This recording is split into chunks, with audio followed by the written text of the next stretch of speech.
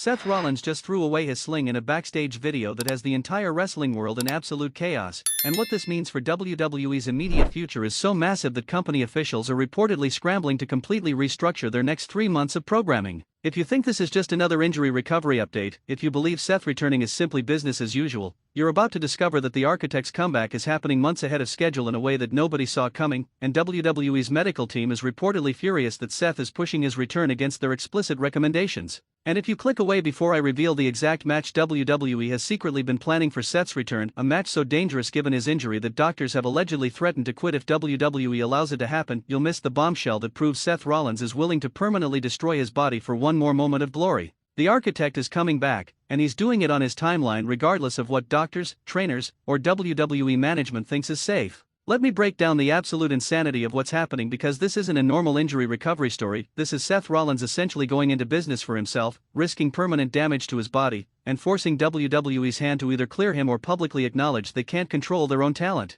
The implications of this are massive for performer safety, company liability, and the precedent it sets for other injured wrestlers. The video that started this explosion appeared on social media yesterday, showing Seth Rollins backstage at the WWE Performance Center without his arm sling, doing light training, and looking remarkably mobile for someone who was supposedly months away from being cleared. The video was quickly deleted, but not before thousands of fans screen recorded it and spread it across every wrestling platform. WWE's social media team went into damage control immediately, but the cat was out of the bag. Seth Rollins is far more recovered than WWE has been publicly admitting. But here's where this gets controversial and potentially dangerous. Multiple sources within WWE's medical staff are saying Seth should not be cleared yet. His injury, which was initially described as requiring 4 to 6 months of recovery, has only been healing for about 2 months. Medical protocols exist for a reason. Returning too early from the type of injury Seth sustained risks re-injury, chronic pain issues, or permanent damage that could end his career prematurely. But Seth apparently doesn't care about protocols or long-term health. He wants to be back now.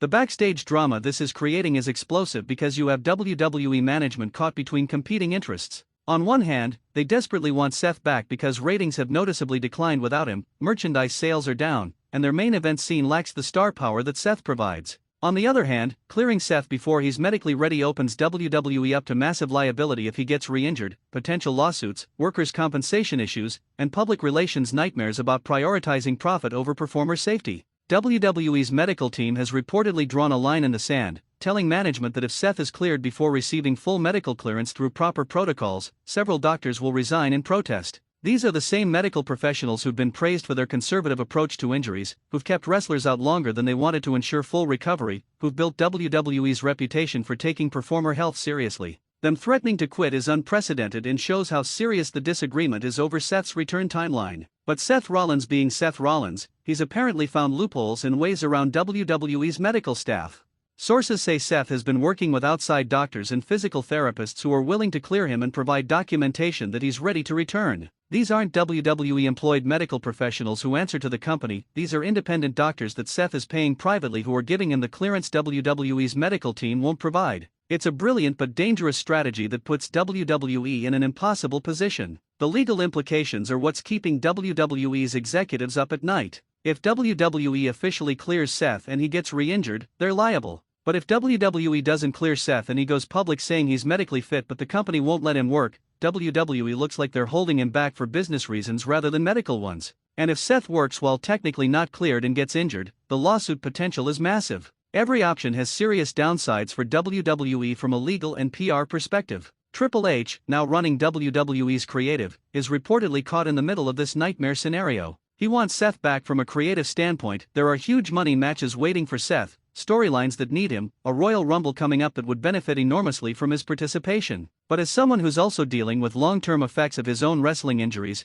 Triple H understands the importance of proper recovery time. He's apparently been trying to convince Seth to wait another month or two, but Seth isn't listening. The specific injury Seth suffered has been a source of conflicting information, which adds to the confusion and controversy. Initial reports suggested a shoulder/pectoral injury that typically requires 4 to 6 months recovery. But some sources now claim the injury wasn't as severe as initially reported and that WWE was potentially using it as an opportunity to give Seth extended time off to heal other nagging injuries. If that's true, then Seth's early return makes more sense. He's not actually rushing back from a serious injury but rather cutting short a planned extended recovery period. The Raw appearance that's being rumored for Seth is what has everyone in the wrestling world absolutely buzzing with anticipation and concern. Multiple reliable sources say Seth is planned to appear on the Raw after the next premium live event, making his return not at the PLE but on television in front of a hot crowd. The surprise factor of Seth showing up on Raw rather than a heavily promoted return at a big show is classic WWE misdirection, and it's going to create an organic, explosive moment when his music hits.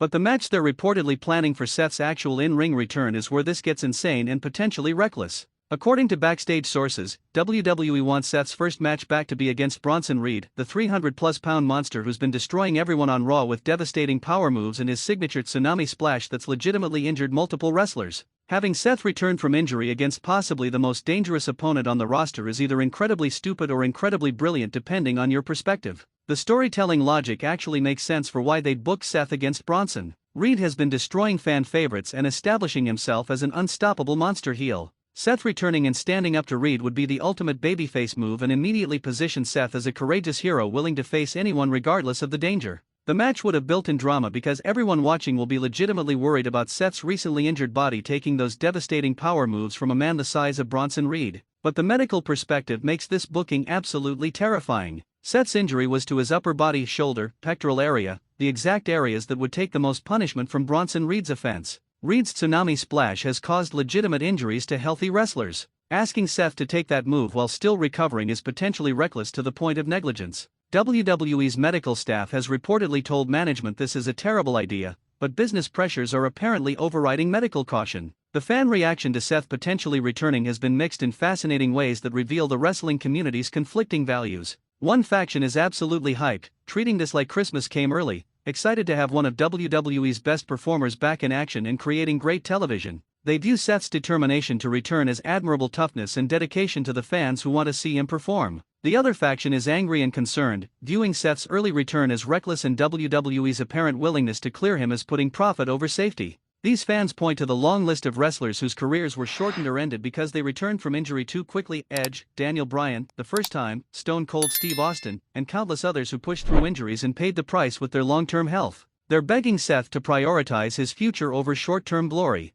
The wrestler perspective on this situation is equally divided. Veterans who came up in the tough-it-out era of wrestling are reportedly supportive of Seth's determination to return quickly, viewing it as old-school toughness and dedication to the business. But younger wrestlers and those who've dealt with serious injuries are expressing concern, saying the industry has evolved past the point where working hurt should be glorified or encouraged. The generational divide in attitudes toward injury management is on full display. Seth's own social media activity has been cryptic and deliberately vague about his return timeline. He's posted training videos that show him working out at high intensity, doing movements that seem impossible for someone who's supposed to be seriously injured. But he hasn't explicitly said when he's coming back or confirmed that he's medically cleared. The ambiguity is probably intentional, keeping WWE's options open while building anticipation and speculation among fans. The merchandise implications are significant because WWE has been holding back on releasing new Seth Rollins gear while he's been injured. The moment his return is officially announced, WWE will flood the market with new designs, return-themed shirts, and capitalize on the excitement around his comeback. The first week of Seth's return could generate millions in merchandise sales from fans who've been waiting months for new Seth gear or who want to commemorate his return with a purchase. The championship picture is where Seth's return creates the most immediate chaos for WWE's booking plans. Seth was presumably written out of title contention when he got injured, and other wrestlers have been built up to fill that main event spot. His return means WWE has to figure out how to reintegrate him into the championship scene without making the wrestlers who've been carrying the load during his absence look unimportant. It's a delicate booking situation that could easily go wrong if not handled carefully. The Royal Rumble implications are massive if Seth returns in the next few weeks. Having Seth in the Rumble match would be a huge addition, potentially as a surprise entrant who wasn't advertised beforehand. A returning Seth lasting deep into the Rumble or even winning it would be incredible television and would give WWE their WrestleMania main event story on a silver platter. The timeline of his return seems deliberately calculated to get him back in time for Rumble season. The physical appearance of Seth returning without the sling is telling about his actual condition. In wrestling, slings and visible injuries are often kept longer than medically necessary for storytelling purposes, the visual reminder that a wrestler is hurt and vulnerable. Seth ditching the sling suggests he's not just recovered enough to return, but recovered enough that WWE doesn't want to present him as damaged goods.